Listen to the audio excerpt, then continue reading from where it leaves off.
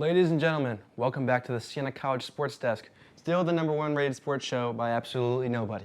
I'm Chris Hicks. And I'm Jake Salvi. It's nice to be back. We definitely missed this, and I hope y'all missed us too.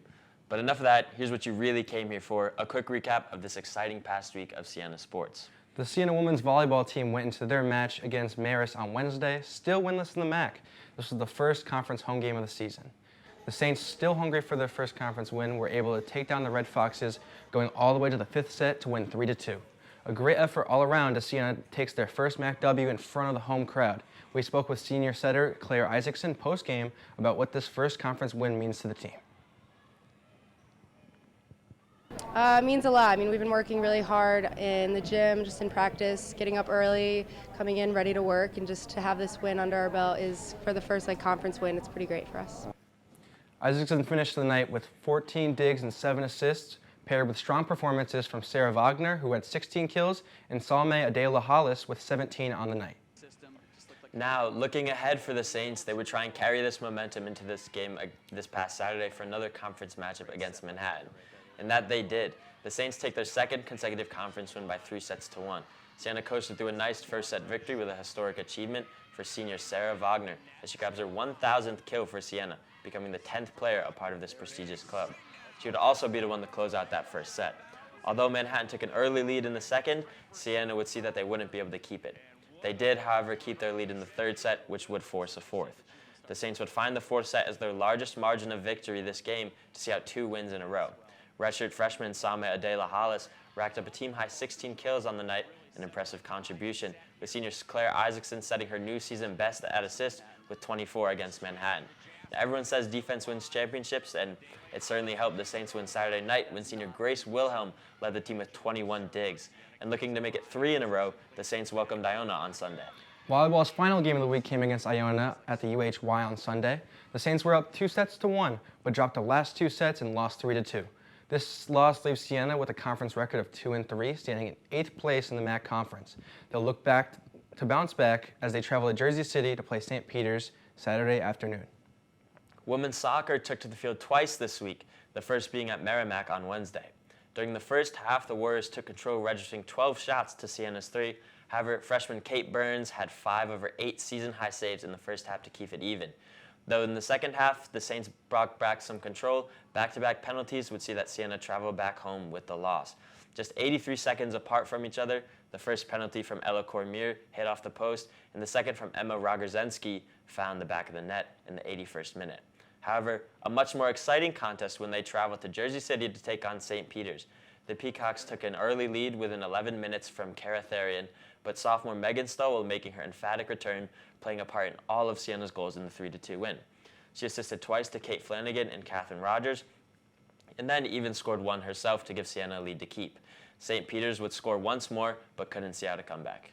The men's soccer team traveled to Niagara on Saturday to face off against the Purple Eagles, who are still in the hunt for their first conference win. A nail-biter throughout, starting with 10 minutes into the first half, a great cross finds the head of sophomore Mario Navarro Perez. This is the Spain native's second goal of the season. Moving on to the second half, Niagara now up by 2, Zach Gardner with the one-touch goal to cut the lead to 1. The second team all-conference selection with a big-time goal to help give the Saints some momentum. And about 8 minutes later, on the throw-in, Cole Heller with a header that would tie the game for the Saints, and keeper Bennett Glinder would hold down the goal for the Saints, keeping Niagara scoreless, and the game would end in a tie 3-3. Siena Tennis participated in the MAC Masters tournament this weekend. An exciting couple of days for sophomore Oscar Martinez, who was last year's MAC Rookie of the Year, won his singles event, beating Niagara's Tanner Bedard 6-2, 6-2, qualifying himself for the ITA Conference Masters Championship in November. However, in the doubles, Siena would not have the same luck, as Martinez was partnered with sophomore Dylan Breen, seeing Siena make both championship matches, both against Tanner Bedard, who would beat Siena in the doubles. The women's tennis team also spent their weekend at the MAC Masters tournament in Hamden, Connecticut. This tournament determines which singles and doubles will represent at the ITA Regionals, and winners of last week's tourney would also receive an automatic bid to the ITA Conference Masters in San Diego next month. In the singles bracket, senior Laya Giral would make it all the way to the semifinals before an unfortunate defeat. However, Giral would team up with Manuela Gomez in the doubles bracket and would go all the way to be named MAC Tournament Champions. ITA Northeast Regional action starts tomorrow morning in Cambridge, Mass. Siena swim and dive had a slow start to the season after losing to Iona 159-135 in New Jersey Institute of Technology. Despite the loss, the team showed a lot of positives and reasons to believe. Freshmen Sydney Murray and Claire Donlan took both first and second in the 1 and 3 meter dive. Murray taking first in the 1 and Donlan in the 3. Another 1-2 finish from seniors Shaylee Triller and Kylie Carter.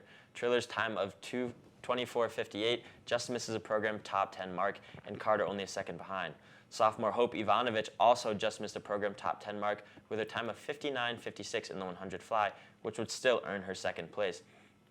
And freshman Gabriela Rentosa earned her first collegiate victory in the 100 back, swimming in 1 minute 1 second 03. Big things to come from her. The men's golf team was pretty busy this week, starting off with the Matthews Auto Collegiate Invitational, which started on Sunday morning with 17 teams participating in the tournament. The Saints ending up in 5th place for the first day, with Austin Giroux and Casey Nickel shooting 1 under par for the first round. The two tied for 8th place individually. Moving on to the second round on Monday, Michael McConney and Casey Nickel were Siena's top 2, shooting even for the second round. Nickel ended up with a total score of 1 under par, finishing 9th place individually. Siena dropped to 6th place to wrap up the tournament. The Saints continued to play yesterday with the Murray Cup here in Loudonville. Siena has taken home the cup for the past 2 years and we're looking to finish the three-peat. Senior Nick Lyons had a team best of 2 under par when Siena was only up by 1 with 3 strokes left and three holes left. Austin Giroux birdied the last 3, giving a sizable lead to Siena. No player on the Saints' top 4 shot more than 2 over par. This collective effort from the Saints would allow them to take home the Murray Cup for the 3rd year in a row. They will return for their final match of the fall at the Lay Invitational from October 19th to the 20th in Bethlehem, Pennsylvania. The women's golf team finished out strong at the Albany Invitational. After a solid first round from senior Jaylene Berend, who sat in the top 10, Siena was still hungry for improvement, sitting in 12th overall and with the next closest Saint being junior Mackenzie Whitney in 22nd. Come Sunday, Whitney jumped up 11 spots due to her shooting 6 over. Jaylene Berend and Emily Kinsel would land together in 30th, which was just enough for Siena to climb and finish in 11th overall. Siena's next and final fall tournament will be October 21st and 22nd, hosted by Holy Cross at the Crusader Invitational. The cross-country team headed to Bethlehem, Pennsylvania on Saturday to participate in the Paul Short Run. Over 7,000 student athletes from both high school and college levels taking part in the 2-day event. In the men's 8K, race top finishers included Colin Brown in 16th, Luke Kasich in 33rd, and Colin Clinton in 41st. For the women's 6K, top finishers included Julia Caputo in 7th, Claire Gardner, who placed 13th, and Katie Hessler, who finished 35th. The Saints returned to action Friday, October 18th at the ECAC IC4A Championships in the Bronx, New York. Men's rugby had a night game against Fordham on Friday, and a dominant performance from the Saints taking a 46-8 win. It was a great way to kick off Parents' Weekend. For sure, and I know you said it before, but I did miss Sports Desk a lot. Missed the studio. Brand new look for the studio as well. I like it. It was a nice thing to come back to. I missed it as well, and an exciting week on return, and I'm happy to just be back. That's all we have for you guys this week. Make sure to check out the Siena Communications YouTube channel and subscribe while you're there. Also, follow this SCTV Instagram page at sienacollege.tv. Thank you all for joining us this week at Siena Sports Update.